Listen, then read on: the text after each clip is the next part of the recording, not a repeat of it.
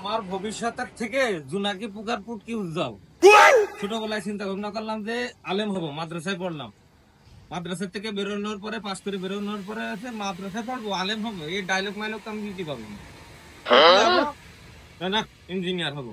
Engineering পড়লাম, 8 লক্ষ টাকা খরচ করলাম 4 বছরে। খরচ করার পরে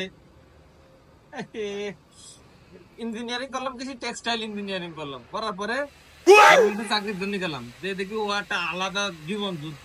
ওই যুদ্ধ টিকে থাকা আমার মুশকিল। মা থেকে বেরিয়ে চলে আসলাম। ব্যবসা শুরু করবো, ব্যবসা করতে দিয়ে 8 লাখ টাকা মার খাওয়া। এই 8 লাখ কোটি, ইভ্যালিটি 10 লাখ, আলিশা মাঠে 3 লাখ। মার খেতেছি। এ দেশের আইন, এ দেশের আইন, আমি থাকবো না এই দেশে। দেশের থেকে ফেলে দেবো। চলে আসলাম মালয়েশিয়ায়। মালয়েশিয়ায় যাই হোক কপালটা ভালো, তাই ইলেকট্রিশিয়ানের কাজে পড়ছিলাম, মেকানিক বা স্টোর সামলানো একটা দায়িত্ব পাইছিলাম।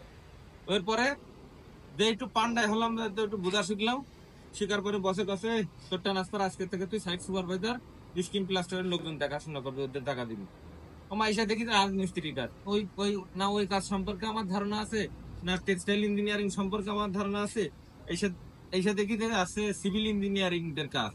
মানে কোনটাকে পড়বো, কোনটাকে করবো, আসলে আমাদের জীবন ব্যবস্থা এমন অবস্থা হয়ে গেছে কিছুই জানি না। যে যার মতো পড়াশোনা করছে, কিন্তু ভবিষ্যৎ যেটা আছে যে না আমার এই কাজ আমি ভালো পারি, এই বিষয় নিয়ে পড়াশোনা করবো। আর মজার ব্যাপার হচ্ছে, আমার ভিডিওটা যে দেখছে সে একই ধরনের পাপি।